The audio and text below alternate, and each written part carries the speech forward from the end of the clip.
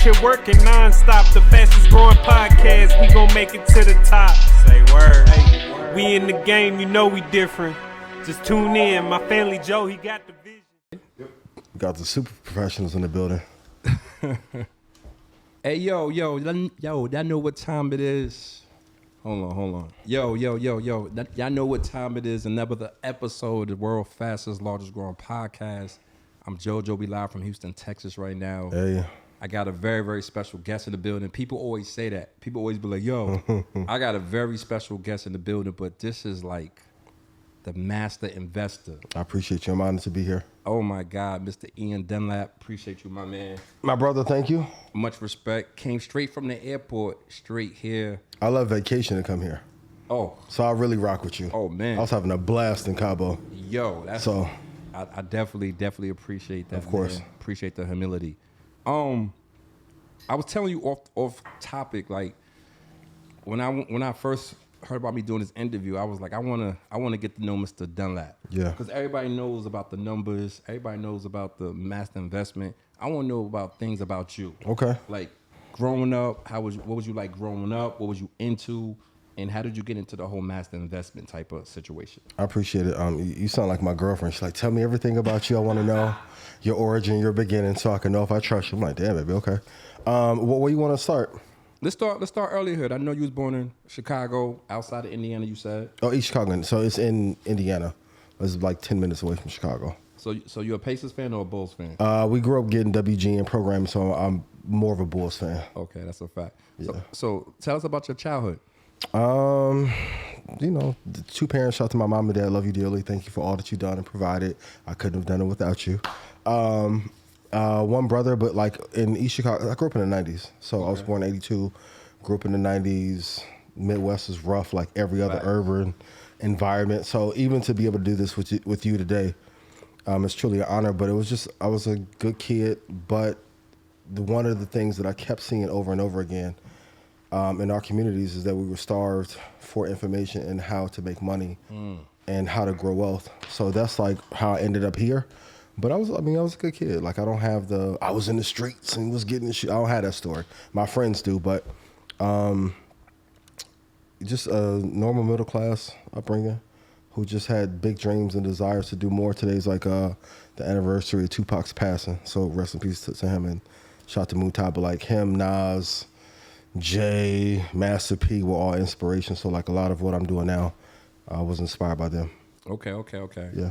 I've read somewhere that you had a construction job at 14 years old. My dad worked the shit out of me that summer, boy.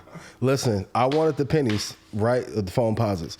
So my dad was like, yo, come work with me for the summer and I can teach you all these responsible shit that I didn't want to learn. So he had me demoing the house, taking out drywall. Dear baby Jesus. It's the hardest job I ever done.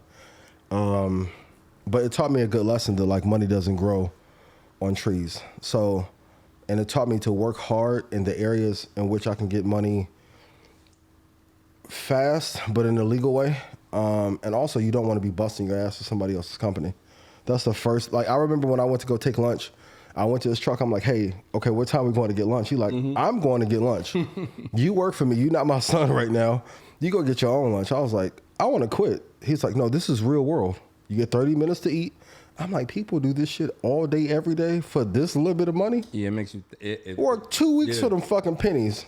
Yeah. Then I got them and I didn't even want them, but he was like, a lot of times people want things and if you don't work for them, you don't appreciate them. So like that taught me not only hard work, but I was like, I can't be in a job that doesn't pay well.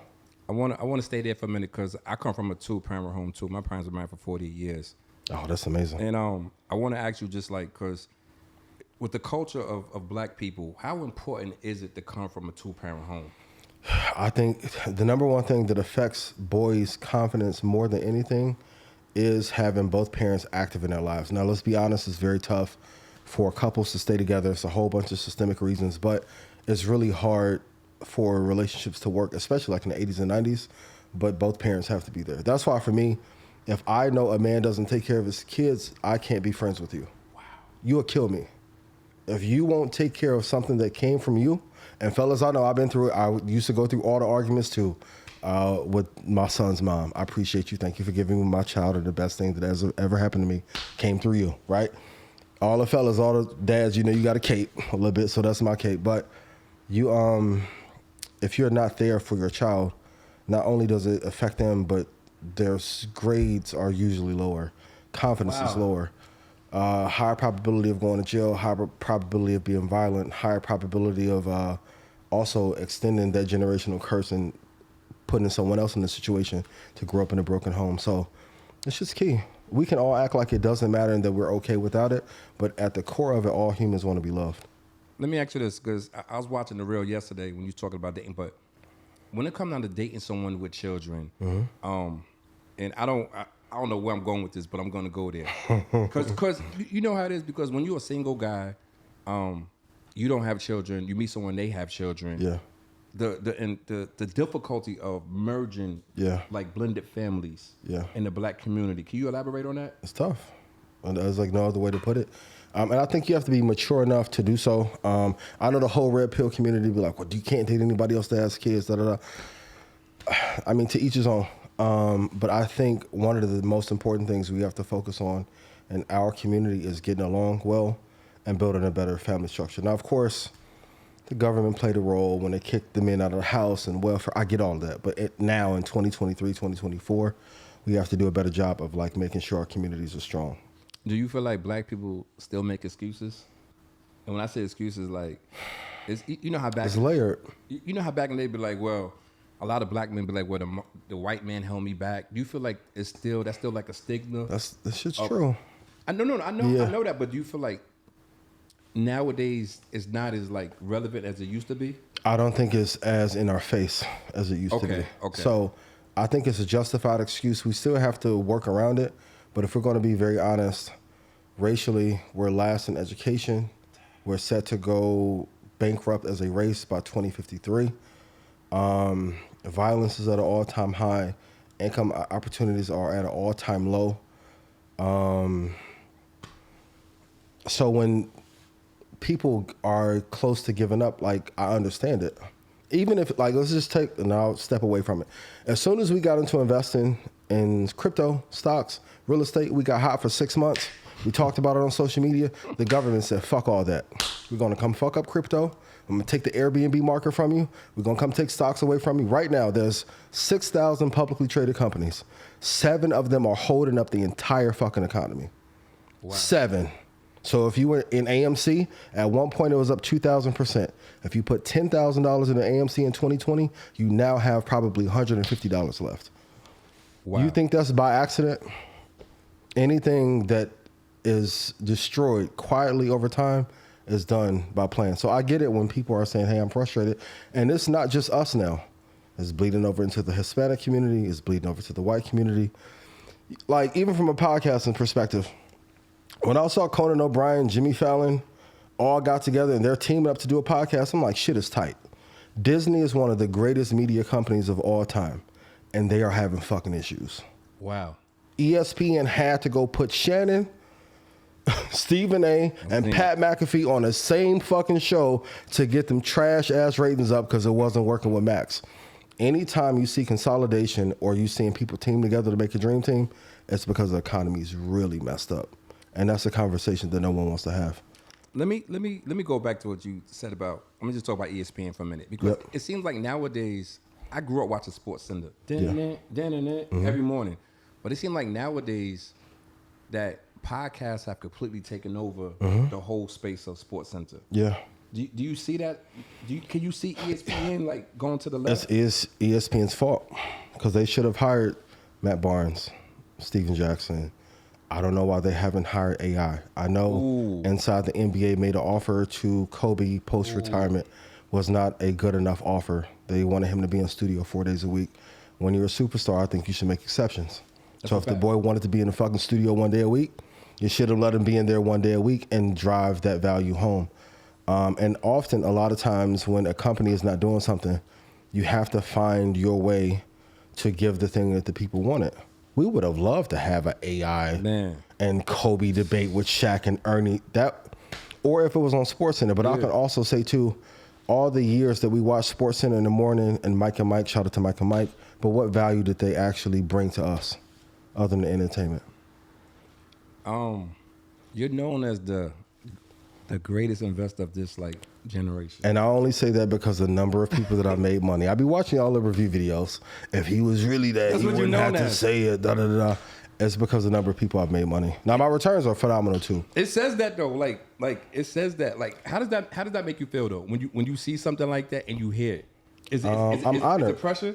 No, it's no Okay, pressure. okay. I'm honored because part of that is marketing to get attention and also to tell the hedge funds like, hey, because my end goal is to run a fund. Run a fund. But I had to, at this point, I probably helped 200,000 people for free. Wow. And make money. If I made you money, please put yes in chat. I'm the only one worldwide that goes on every show and say, now I get a preponderance of proof. But in order for me to even get a conversation with most people that run a bank or hedge fund, I had to help us for free at scale. So I'm humbled and honored by it, but even for me, it shows how wide that gap is in terms of opportunity. I know people that I outperform on a daily basis that have been in funds that does not have half my track record. Wow. Yeah. Even saying is the balance of being a father, being a businessman, you're obviously one of the most influential people in the world when it comes down to finances. That's interesting. Thank you. I don't think of it like that, but thank you. But check this out. How do you maintain, how do you balance everything? Family, that. How do you do you sometimes just sit back, relax? How do you go about everything without going crazy? What is it to go crazy over? I'm asking you. So to give context where I'm from, in 1992, when I was 10, Gary was 10 minutes away from where I lived. It was the murder capital of the United States of America. All this is a blessing.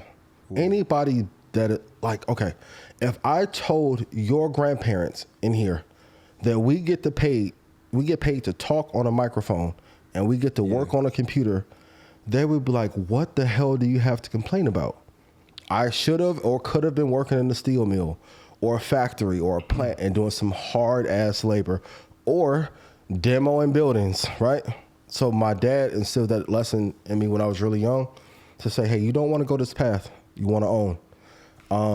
Now, of course, pressure will get there sometimes, but I think when you're filled with gratitude, and also when I talk to elders, when they're saying, hey, you're doing a good job, that means a lot. But to give perspective, like, shout out to my family, I won't tell too much of our business. I have elders in my family in Alabama and Mississippi who were actually servants. Wow. That gives a different perspective. Yeah, that does. What I'm doing to them is the equivalent of playing PlayStation. Wow. For a living.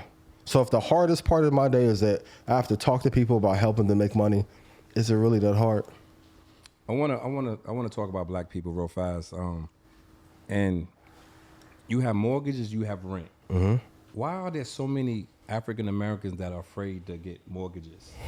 Because am I saying this right? Because a lot of people just rent, and I'd be like, why don't you just get a crib? Why don't you just get a mortgage instead of just renting? And not to cut you off, it seems like they have the finances, but for some reason, it seems like they don't want to take that step. It's two perspectives. If you grow up in the hood, you don't think you're going to live long enough to see the benefits of owning a home outright in 30 years.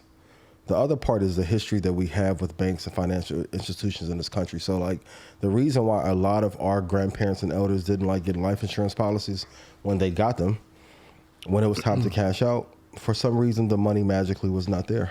Wow. I went through this with family in 2008. I have family members that paid on a policy for 30 years and the cash value or notional value was $15,000. I'm like, make this make sense. If she paid $80 a month for 30 years, how does that equate to that? But if you don't check, and that's why I tell people all the time, the more money you accumulate, the more you have to check on everyone. Okay. Your partners will steal from you. Your friends will potentially steal from you. The banks will steal from you. You ever went to your account and then all of a sudden you have more or less money? But people don't actively check their business accounts and their personal accounts every day. You have to. Everyone's going to find different ways to rob you, especially us. I go back to it again. As soon as we got into real estate, crypto, Airbnb, trucking, all of a sudden, a pandemic happened, and now the value of the market has dramatically dropped. If we go back before then, as soon as we found a way to have some unity and there was men in the household, and there was black love, and we were getting educated. All of a sudden, Franklin Saint came, and here comes crack out of everywhere. This is a historical issue that we went through, and a lot of times these fears that we have are passed down from generations, but they're caused by real events. I was watching the show the other day, and you was talking about the demise of Toro. Like, how does a company like that even just drop like that? I mean, if we look at it, almost every company in the last year has dropped in tremendous value. The thing that most people don't want to say is that America's broke. We've had let me ask you a question. Name me the last president that we've had in office that you would let run your company and be confident about it. You shouldn't be able to take that fucking long to answer that. Yeah. Okay, so let's say you say Barack and Bill Clinton. Name me somebody before that. And they're running our nation. Mm-hmm. So if we sell off our toll roads, we sell off our waterways, and even in terms of investing, the most popular companies are what I call a poison index. Food, alcohol, pharmaceuticals are all damaging. If you want to throw in a new bucket of social media, that is not good for our health. Our major exports are things that are usually harmful for its citizens. So we've had this issue in our country for a long time that most of the companies that get funding are of no value. Wow. I got to ask you this. Go ahead. You walking through the airport, I know you get stopped sometimes, but do people ask you like financial questions on the spot? Yeah, that's fire. You know what I'm saying? I love that. Like, do they just be like, yo, well, I got this, I'm trying to invest something for my children, for my father. Like, is that like... They ask. Okay. Yeah, they ask. The dopest part is when I see people and they've made money. So I ran into a couple people and they're like, hey man, I made $300,000, $400,000. Let me take you to lunch. I'm like, no, let me get 30,000 if you made $300,000, $400. But I'll take the little slot skis you want to get me. Cool. All right, cool. You take me to Potbelly real quick and get me a little drink. But yeah, people ask. And I think for the first time in history, we're really curious about knowing how to invest at scale. But I think it's because we all know that the job market is decimated and will never go back to where it was. I can argue the job market never returned from 2007, 2008. Wow. They keep saying that the job numbers are great. And everyone black I talk to, they're like, where? You working 4 hours at a UPS store isn't really lifting the economy. So when I start to talk, I'll even ask promoters, is the volume in the clubs lighter now or in 2019 were they higher? Even just riding around Houston, traffic is way lighter than it used to be. I went to the Galleria 7 times this Christmas holiday. I've never been able to walk around so fucking... I was scared. Yeah, it used to be crazy. And like, it used to be a zoo. I came here 20 years ago. I used to go to the Galleria on Christmas time. It felt like you couldn't even get in. No. Like, I definitely know what you're trying to say. Like 2019, I was in that orange parking garage trying to get out for 35 minutes. I definitely know what you're trying to say. Yeah. Do you feel like with social media going on right now, and you see like a lot of people trying to give like financial advice and like relationship advice. Yeah. What makes a person qualified? Because listen, I'm on social media every day. And everybody's an expert. Yeah. Like, what makes a person qualified to give any type of advice in your opinion? Results. Ooh. I think it's too many. But the thing that happened, and I'm not upset, but when the job market and COVID happened and the job market went down, you have to find a way to make money. So even with us, like they saw, I created a lane, Earn Your Leisure created a lane, Trap created a lane, 19 Keys created a lane, so I can do that too. But people don't, I've been doing this since 2008. Wow. So like, it looked like I came out of nowhere. Yeah, they thinking you just did it, right? Yeah, like I just came out of nowhere. I'm like, but imagine if you had a player that redshirted from 2008 to 2020. He should score 45 points a game too. Triple double. Absolutely. So a lot of times, like people are talking about things that they think are real versus what they're actually living and have results in. Anyone who knows if you're running a business, it's tough, it's too time consuming to give advice and live it. If you're in a relationship, it's too tough to live in a real relationship and give advice. If you are really a parent, it's really fucking hard to give advice and be there for your kid. It's really tough. I seen you the other day. You had said something about like I don't want to misquote you, but it was something like a guy shouldn't spend money. Oh my God! All my little relationship posts go crazy. Yo. Shout out to my baby. I appreciate you. I said I was gonna stop doing these. I'm gonna answer this one little question, and then I'm gonna move on. Go ahead. So I see it, and then I showed my girl it, right? I was like, I kind of agree with him, like in a sense, because I feel like when it's early like that, you don't know what a person's like you don't know, so you don't know what a person's motive is, and it could go both ways. Men know what the motive is. We say that shit, but we know if we're around a clout demon or not. What you call it? You said clout demon? A clout demon. Wow. But we can't say, well, she's a gold digger if you're going after a gold digger. It's a choice. We know the difference between a bad bitch and a good woman. That's a fact. A lot of men just choose to invest in bad bitches. And shout out to the bad bitches that finesse all the men. Keep running that shit up. If you're going to be stupid and lose your home and household trying to check, hey. But I don't think in the first 90 days, it's not the best investment to spend money going into it. Now, after we've accumulated something and we decided to build, like, I'll go crazy. I just came from Cabo with my girl. Like, it's probably our 6th vacation this year. Okay. But the first 90, that's just me. Do what works for you. And it doesn't mean the women, see, this is why I'm going to clean it up, fellas. It doesn't mean the women are not worthy of a financial investment in the first 90 days. This is just my investment strategy. If I've made you money, please put yes in chat. Baby, is that clean or no? Thank you. You ain't going to get me. Nah. I always like to, I try to touch on, all topics, even, dating, social media. Because it all ties in. Like, where you choose to put your money and your time, if you're not getting a multiple out of it, you literally should just set the money on fire.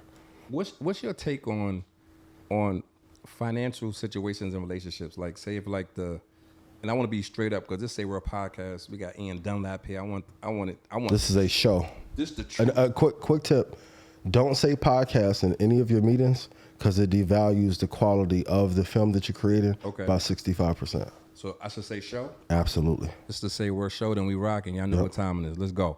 So when you're in a relationship, is it an issue if the woman makes more than the man?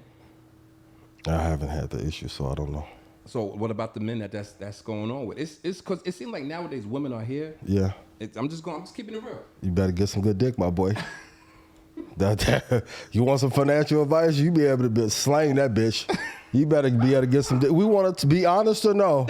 You can't make $62,000 less than your girl and not give good dick.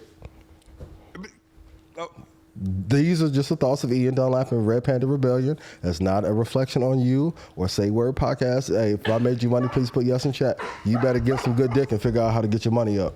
Do you feel like, let me ask you this though. I know you're in a relationship, but do you feel like times have changed where the woman is like the head now in a sense? No woman wants to be the head of any relationship. I know she doesn't want to, but it seems like in today's society. You want the real answer? I want the truth. We here. Okay. We have to stop being complacent. You talk about men and women? Or men. I'm not a woman. I can only speak to men. Okay. You cannot be complacent. You have to find ways. A lot of times women don't even care for a long period of time if you're not doing better. It really depends on your consistency. So anytime I've been in a relationship, I've never had a woman have to tell me to get up and work. Ever. I know. Not once. Yeah. Like, I don't set my alarm. Don't remind me. I have 14 alarms go off. I'm going to stick to my schedule. A lot of times that will be enough because a woman can see he has potential. It'll probably take him 3 or 4 years to get here.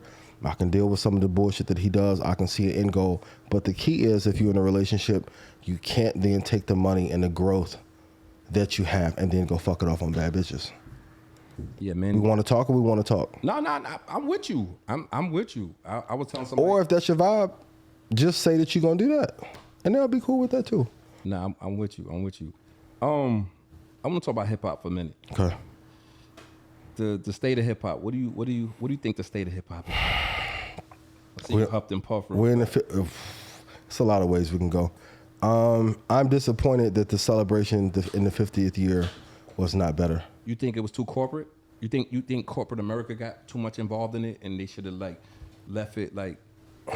They've been involved in it so long. I can argue that culture in hip hop has not been ours since probably 83 or 84. You think that far back? You name me the first rap superstar. First rap superstar? Yep, and who funded them? Even the conversation around vultures. My number one thing I always tell us is outwork the vultures. A lot of people complain about Vlad and Adam and Gary Vee and, put out more content. Don't give more opportunities.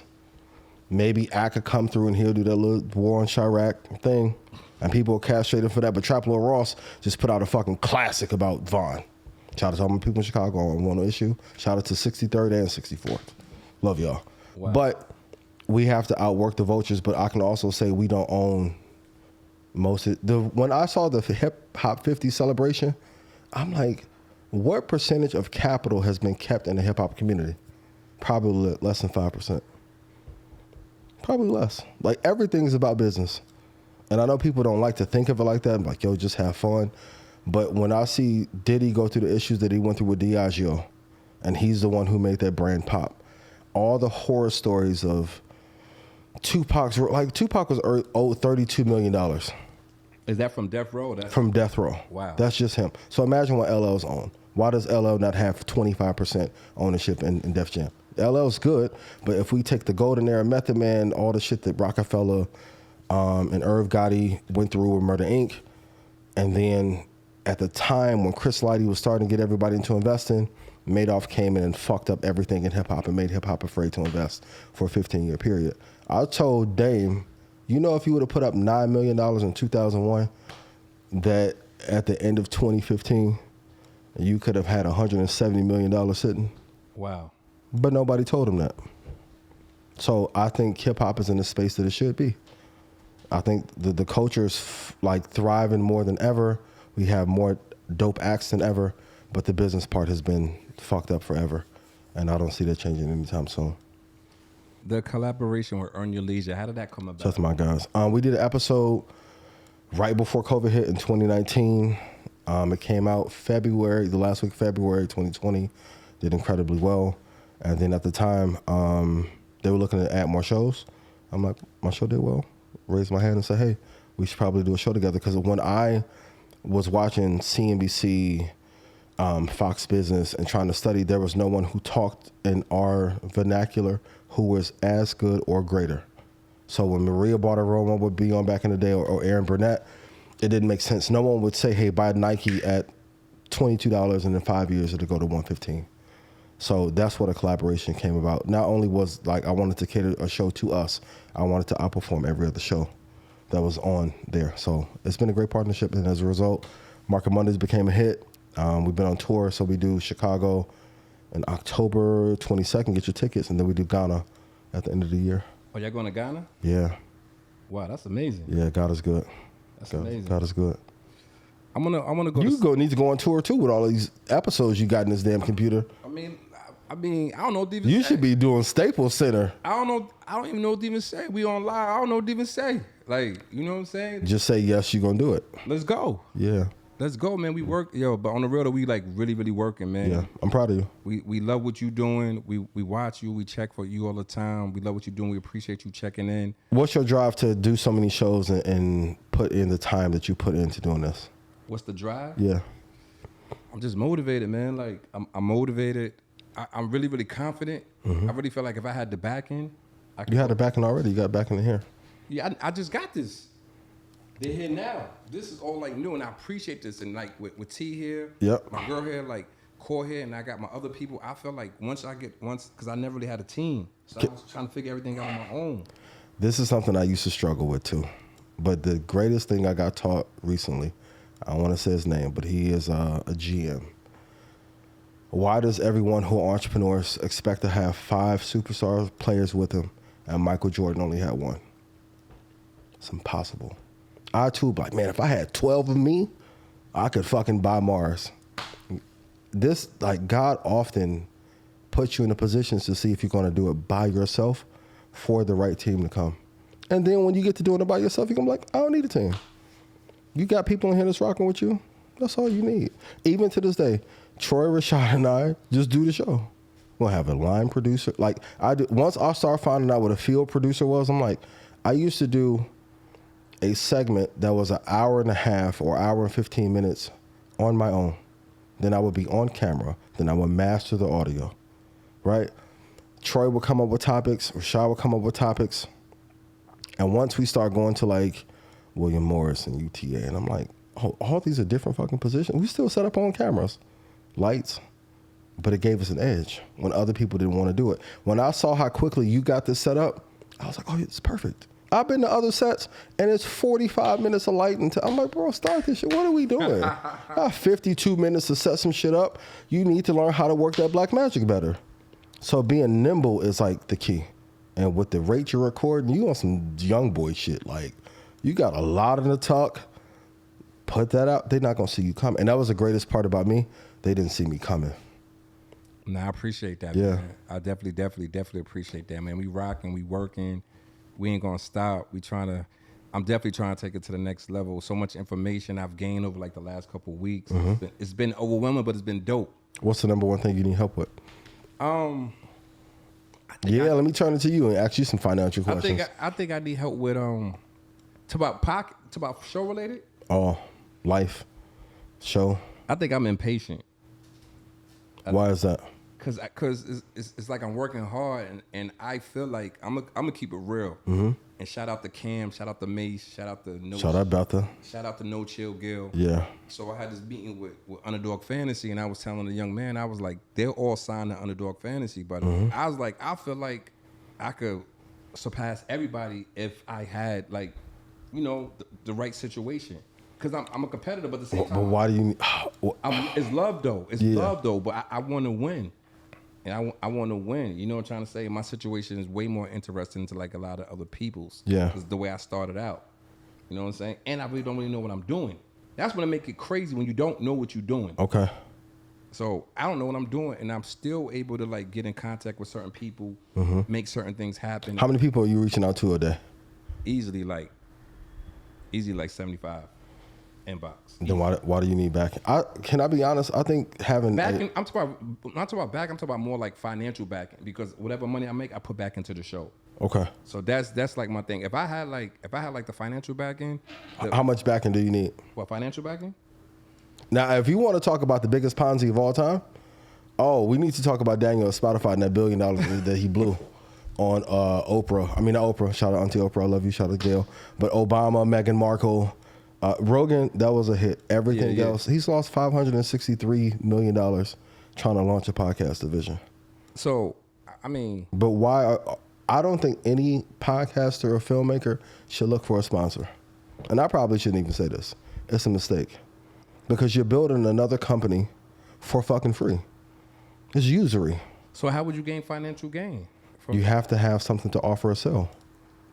Now, that's the part of the game. What do you figure out that you can offer that your audience will want? Part of it you're doing already. Part of it I'm doing in Red Panda already. Part of it EYL's doing already. Traps. You got to figure out what can you offer that no one else is offering. Because on Underdog, FanDuel, DraftKings, Blue Chew, who else everyone gets deal? That money is limited. And I ask everyone who does a podcast, how many podcasts make $1 million a year or more? I mean, Cam and Mace just signed for $30 million. Allegedly. Shout to Betha. Shout to Cam. While on Gilly, I think they signed for a couple mil. They got a big bag. And Cam and Betha, but it wasn't Drink 30 though. champ. Drink champs? Drink champs. Great. Me personally, I think I like Joe Budden show. Shout out to my dog. I was watching y'all episode early. The reason I like Joe Budden probably more than everybody else, he's like more. To me, he's more marketable.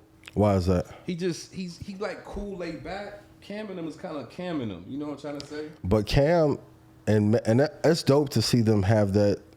And they're all different. Yeah, they're And I all love different. But I'm glad that they finally came back together. Yeah. But they filled a void that was not there. A lot of time, a great business lesson for everyone to remember: the market opportunity that you need is what is not being currently done. There's no reason ESPN didn't pick up their show. They should have been picked up to pivot. Oh yeah. Now, Yeah. I saw Tom Brady out there shooting his little jumpers and shit. Yeah. It's only going to be a certain amount of time before Tom says, I know I signed this deal, but let me go get Gronk and Randy Moss. And start their own. Because what is that show worth if Cam and Mace got that? And what's to stop Hov from coming out and making a music show? So if you're not providing, and this is what I tell big companies all the time, you don't see some of the up and coming talent, and they're going to be the ones who end up killing you. gonna be the ones that end up killing you. There's a bunch of ways you can partner and do things, but I think if you don't have a product, like when soap operas were created, who were soap operas created by? Who were they created by? I know who these created for. I don't know Who were they created for? I mean, my mother used to watch all day long. So the grandmother. Yep, the consumer packaged good companies that made dish soap and soap to wash clothes paid for soap operas so that they can have their product to advertise against. Having sponsorship is a horse game. If I'm gonna get fucked, I'd rather be an escort. Let me own that shit. And that's what a lot of my conversations with Joe have always been. And a lot of times people get so caught up in clout and numbers and analytics and CPM. And I'm like, what is the net worth of all that work? I've known a lot of people who had a bunch of hit shows and they were broke. Wow. To this day. So you have to be able to put an actual business behind it.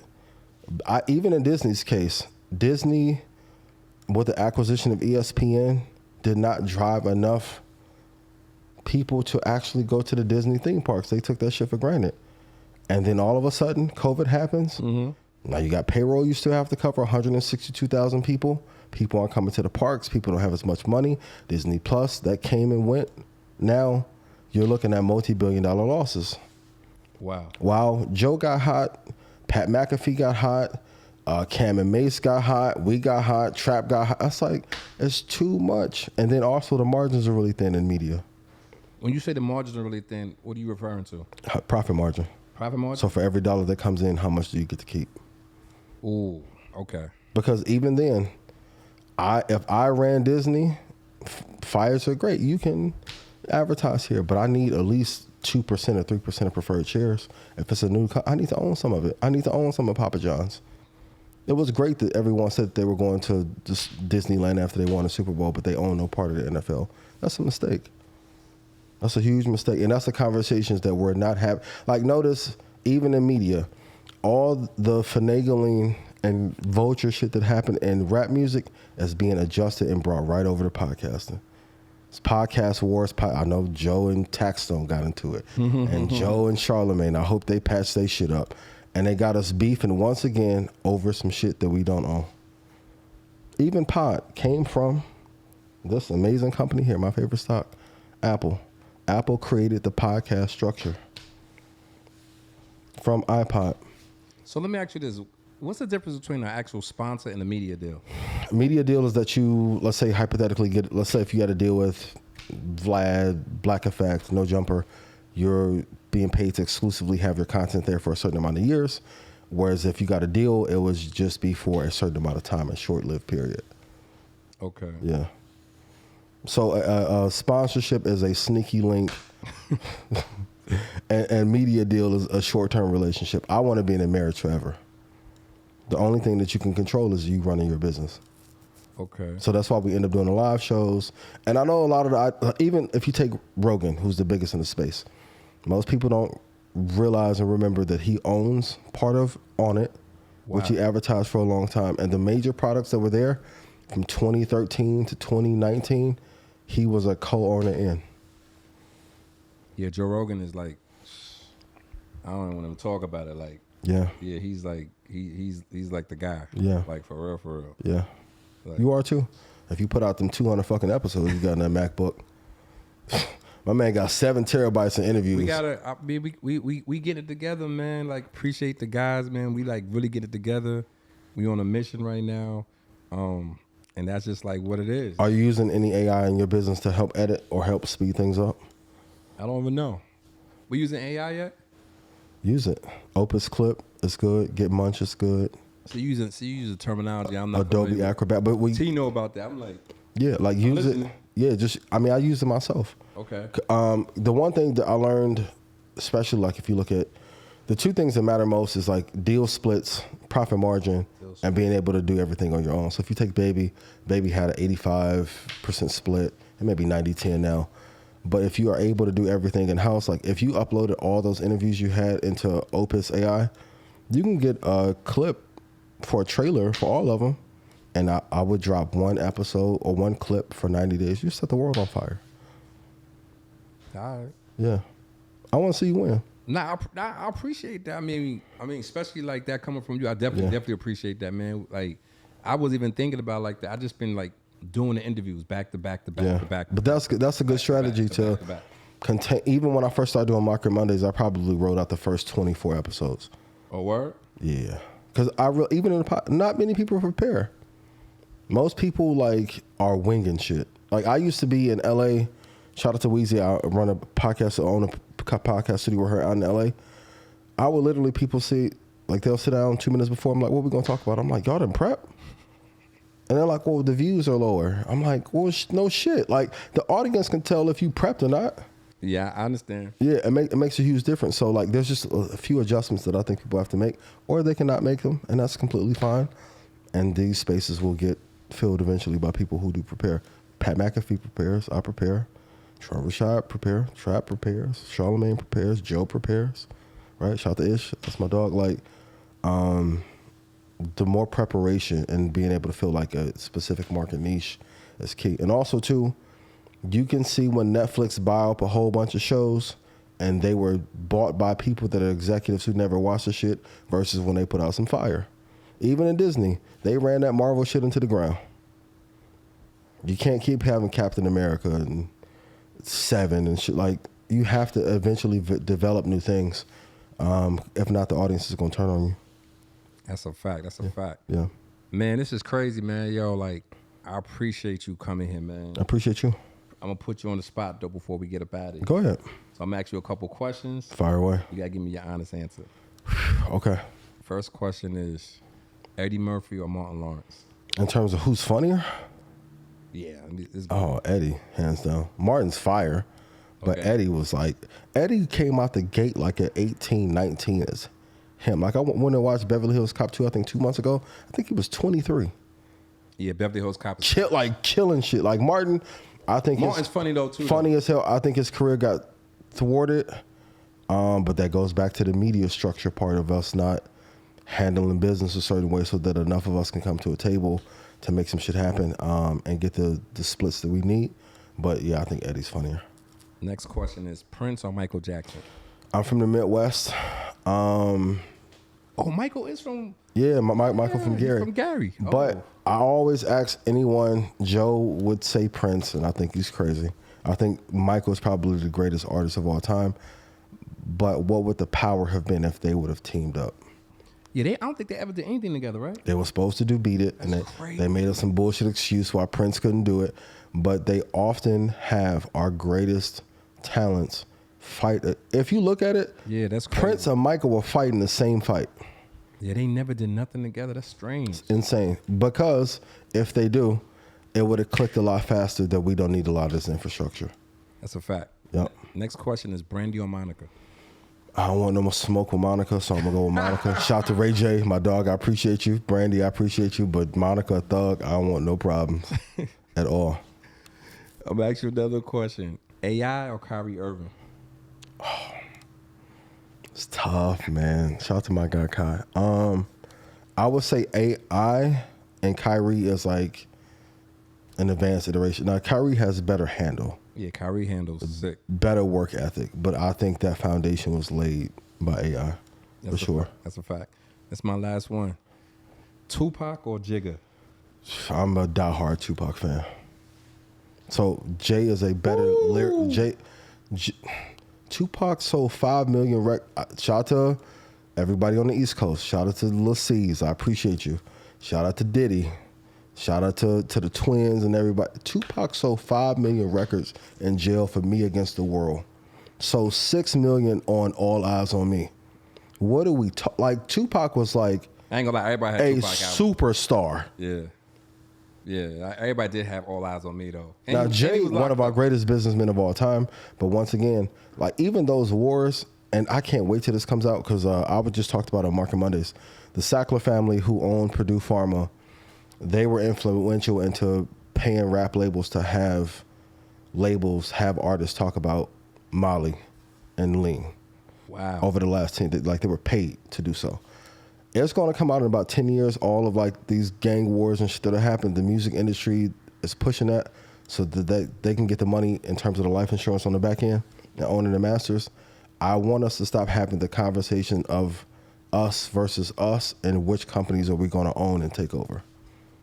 Man, that's what it is, man. Are you current now? I'm gonna do my little rapid fire. Are you currently invested into the market? And if so, what are some of your favorite companies that you're looking at? I haven't invested in anything.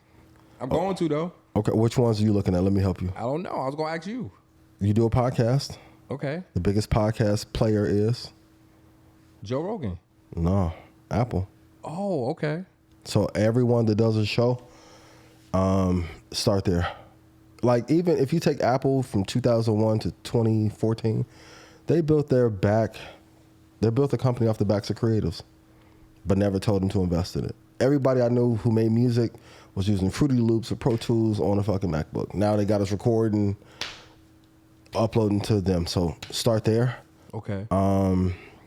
Real question. Where do you want the show to be in 2 years? Don't give me that political answer either. You didn't do 200 in the tuck and just, Adam, he on your ass, boy. Yo, 2 years? Yeah.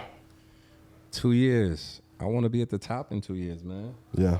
I feel like, I really, really feel like we could go to the top. I feel like with the team I have right now and with the work ethic, I feel like we could go to the top. How many days a week you recording? Today we were like, I really record every single day. But what we're gonna start doing? That's fire. Yeah, I record every day. But what we're gonna start doing, like what T said, we're gonna do three every week.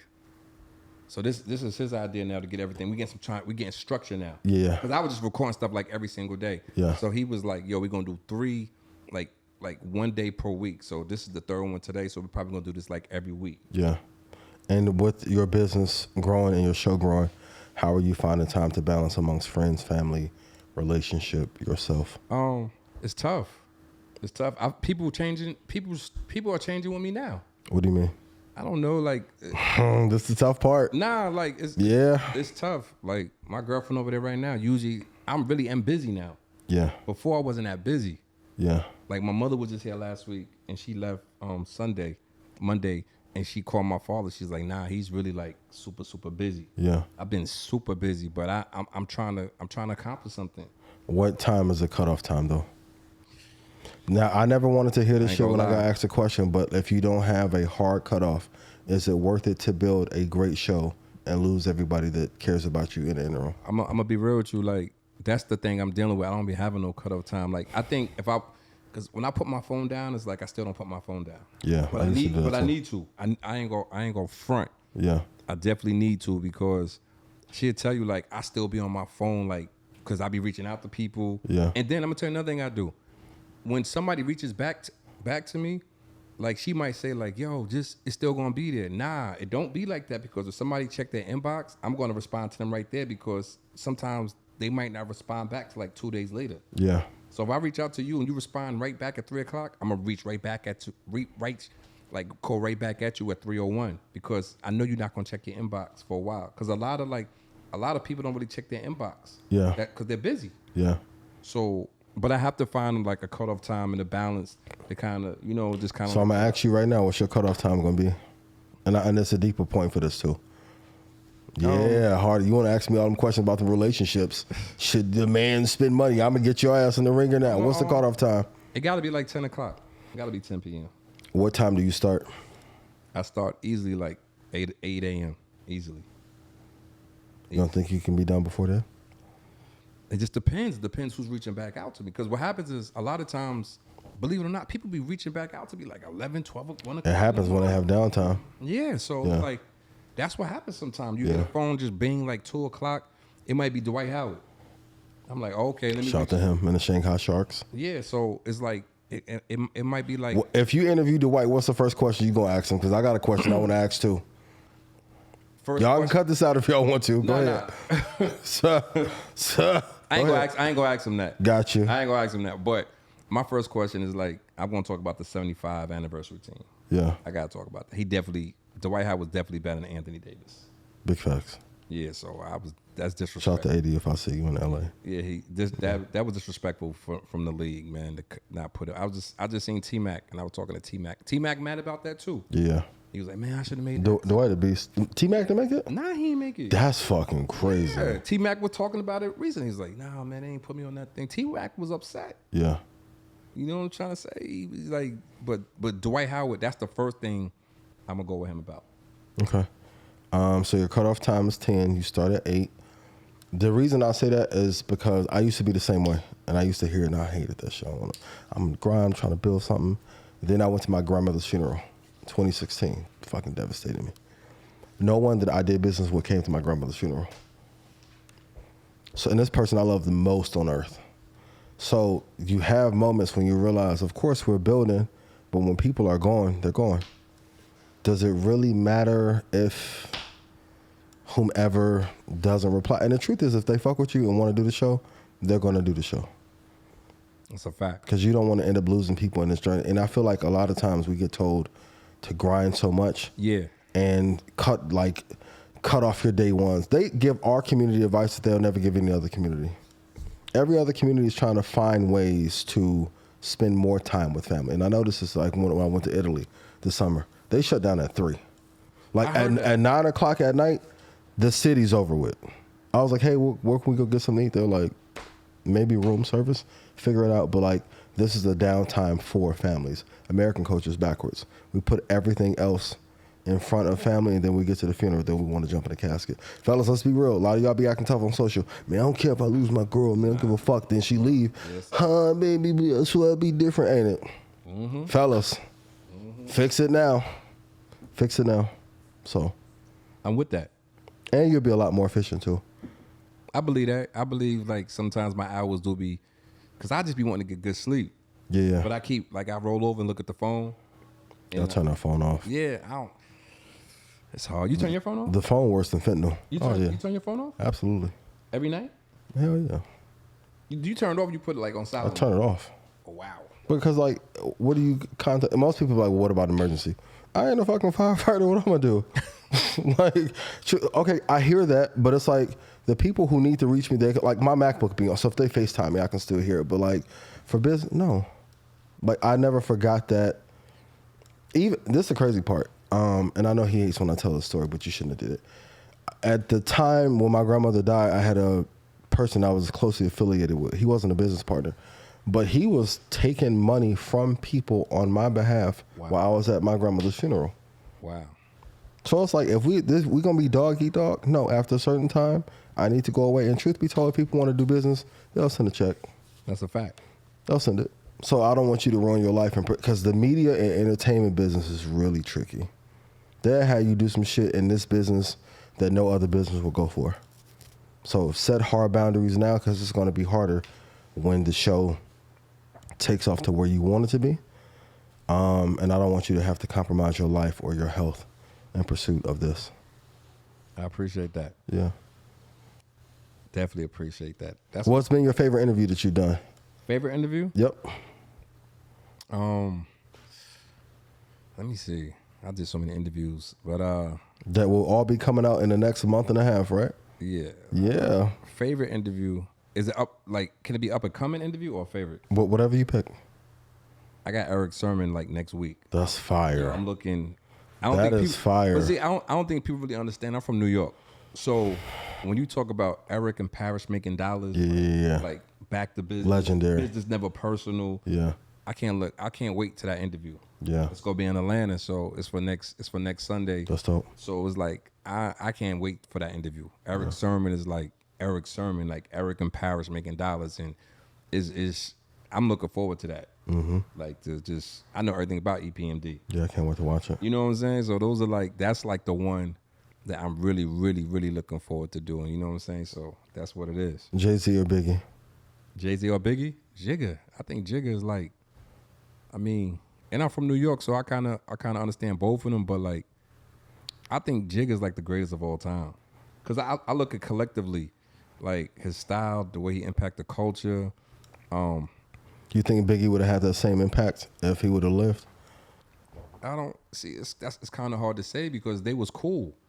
But I think if why people be playing with Big legacy? Nah, I'm not playing. No, not saying you. Big but is nice though. This is a new thing. Like The last 4 years. Big is nice though. I ain't gonna front. Like Big one, and I'm a Big diehard Tupac fan. Big is nice. Yeah. Big is nice. Big had Brooklyn Mint before Sean John was out. But I'm just talking about collectively overall. I don't think Biggie would have took it to the business side like Jigga. Does anyone think at that time Jay would have taken it there? Back then? Yeah. Yeah, he was a hustler. I definitely think he was more of a hustler than Biggie. Like, that's just me. Okay. I definitely think, like, I grew up in New York. I remember seeing them. I was like, yeah, their promo was crazy back in the day. they had like this is a fact. Word to mother. They had like a buggy eye Benz. Yeah. The promo vehicle. The joint was rap. Like, we got off the train. Yeah. I ain't never seen nothing like that in my life. Yeah. These, like, and I wonder, like, where they getting money from to do this. Yeah. They wasn't even rappers then. Yeah. So I can't see Biggie doing something like that. Like, you know, Jigga just is a different type of, like, just guy, man. Like, everything that he's doing. But and I say that because he was doing that back then. Yeah. I don't like how sometimes that Dame try to make it like it was all him. You know what I'm saying? But Dame was a hustler too. But Dame was really important in that movement. Of course. Of course. I can't front on Dame. But if you want to be realistic, like, there's no Dame without Jigga. And there's probably no Jigga without Dame. Yeah. Like, that's the one story in hip hop that I hate the most. I hate that. Yeah, man. I hate the most because they could have been the most powerful faction if they stayed together. There's a whole bunch of things that happened. It's none of my business, but I hate that they broke up the way that they did because they could have literally ran the industry. And people always say it's because of Dame's attitude. It's like it's more layered than that. Because if you think that Ligor didn't have a fucking attitude or Kevin, like, people just display that in a different way. Like, if people think Steve Jobs and Elon aren't assholes in that office, they are. Yeah, I don't think it's nobody like Jigga though. I think Jigga has he raised the bar financially. Absolutely. Like this, come on, man. Like, this dude's from Marcy. He was talking this financial empowerment shit like in 96, 97, yeah. And he's from Marcy Projects. Yeah. If you ever been to Marcy Projects, you like, it's rough. Come on, man. He's from Marcy Projects. For him to accomplish what he's accomplished in his time, and he's still growing. Yeah. I mean, I gotta pick him over. Biggie, I definitely got. But Biggie's nice though. Biggie got a better flow than Jigga, but overall, yeah, Jigga's that guy. Okay. Last question. Who do you think the biggest vulture in hip hop is? The biggest vulture in hip hop? And vulture is such a bad word. Dang. It's a lot of them though. But I'm from what I hear. Can you be a vulture of something if you own majority of it though? That's a tough question. That's a tough part that no one wants to talk about. That's a tough question though. I think Puff got some vulture ways. But hold up. This is it. Cut to him. But hold up. What camera is his? Yeah, zoom in on him. Take me out this. Go ahead. Shout to Diddy. Shout to Love. Hold on. Zoom in. Hold up. Let me say this though. But I like what he just did. He just gave everybody their masters back. Yeah. You know what I'm trying to say? I had my guy from Soul For Real, Jace, the lead. Yep. So you know, I grew up with them. So they was telling me about Heavy D, and he was telling me how so many vultures in the music business. Mm-hmm. And he was like, it's crazy how you don't really even know. Yeah. You know what I'm trying to say? So it's not. This is standard practice. No, I love Puff, but it just seemed like because it seemed like you hear so much about all of them like taking money from the artists. Yeah. And shout out to Puff because he just gave everybody. You see what he just did? Yeah. He just gave everybody their masters back. Yeah. But like that's like a tough question, man. You don't never hear that about Jigga though. You ain't never heard really nobody say like, yo, Jigga kind of like, you know what I'm saying? Yeah. I'm just keeping it real. You rarely hear that somebody be like, well, Jigga, he got my masters. He ain't trying to get my masters back. You done heard. I had Ines on the show. I done had a couple bad boy. Like Slim was on the show. They all say the same thing about Puff. What they say the same thing about Jimmy Iovine and not giving Afeni Tupac's masters back? I mean, you know what? I don't want to say that because it's Jimmy Iovine. Yeah, shout out to Jimmy. Yeah, you know what I'm saying? But that's how it is, though. Like, we're black, so we're going to say that about Puff, but nobody's really going to say that about Jimmy Iovine. Yeah. That's just how it is. Why do you think black people like that, though? Why they won't say, like, Jimmy Iovine? Fear. And we normally, if, going back to historically. They're not going to say that, though. They're going to give him a pass. Not a pass, but it can be financially devastating or it could cost your life and your livelihood. You said your life? And livelihood. Oh, okay. If you mentioned certain powers to be. Yeah. Now we definitely quick to be like Birdman did this, Puff did that, but nobody gonna say like Jimmy or Leo. They not gonna say that. Yeah. That's crazy. Yeah. I appreciate you, man. I had fun. Man, I appreciate you, man. This Say Word podcast. You're a show. Okay. You're a show. This Say Word the show. Yes. We here with Ian Dunlap. We up out of here. Everybody subscribe, like, and share. And we see y'all next time. Say word. We don't do this for the fame, we out here working non-stop. The fastest growing podcast, we gon' make it to the top. Say word. Hey, we in the game, you know we different. Just tune in, my family Joe, he got the vision.